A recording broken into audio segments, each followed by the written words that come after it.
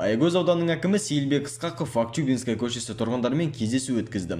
Бұған дейін аталған көше тұрғындары аудан басшысының әлеуметтік желідегі парақшасы арқылы онымен кездесуге ниетті екенін жеткізген еді. Кездесу барысында тұрғындар ауыз су, жол, күл-қоқыс шығару, көшені жарықтандыру сынды бірқатар түйткілді мәселені көтерді. Аудан әкімі жұртшылықты мазалаған проблемалар күн тәртібіне енгізілетінін және алдағы уақытта шешу жолдары қарастырылатынын жеткізді. Жарма аудандық маслихат хатшысы Мейірхан Оспанбаев Жарма ауданы Қалбатау ауылындағы Қабанбай және Абай көшелерінің тас жолдарын жөндеу жұмыстарымен танысты. Аталған көшелер арқылы аудан орталығының негізгі қатынас жолдары өтетіндіктен оларға айрықша мән берілуде. Осыған дейін жергілікті тұрғындар тарапынан жолдардың сапасына қатысты көп шағым айтылған еді. Бүгінде халықты толғандырған бұл мәселе оңтайлы шешімін тауып, жөндеу жұмыстары жоғары қарқында жүріп жатыр. Жарма тас жолдары жауапкершілігі шектеулі серіктестігі арнайы техниканың күшімен жөндеу жұмыстарын өз мойнына алды. Мердігер мекеме осы апта ішінде жолдарды толықтай қалыпқа келтіруді жоспарлап отыр. Абай ауданында Мұхтар Омарханұлы Әуезовтің 125 жылдығы атап өтілуде.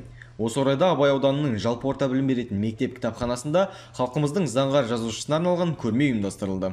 Көрменің басты мақсаты мектеп оқушыларына қазақ әдебиеті классигінің шығармаларын кеңінен насихаттау және оқырман қауымының кітап оқуға деген қызығушылығын арттыру.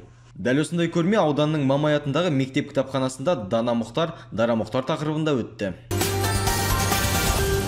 Бородулиха ауданының әкімі Ахметқали Нұрғожин аудан орталығында білімді ұлт, терең білім, еңбекқорлық және отаншылдық қасиет тақырыбында педагогикалық қызметкерлердің қатысуымен кеңес өткізді. Жиында білім беру саласын дамыту мәселесі талқыланып, сауатты ұрпақ тәрбиелеу ісіндегі маңызды міндеттер айқындалды. Кездесу барысында білім саласындағы үздік жетістіктері үшін аудан ұстаздарына алғыс хаттар мен құрмет грамоталар табысталды. Білім беру саласы ұлттың алға жылжуы мен мемлекеттің дамуына тікелей әсер ететін сала. Бәсекеге қабілетті болып, әлемдік деңгейде өзге елдермен тереземіз тең тұру үшін болашақ ұрпақ жан-жақты дамыған, білімді, өнер мен спортты еркін меңгерген, өз туған жеріне деген сүйіспеншілік пен адамгершілікті бойына сіңірген заманауи тұлға болуы тиіс. Бұл ретте ұстаздарға, қоғам мен ата-анаға артылар міндет үлкен, дейді аудан басшысы Ахметқали Нұрғожин.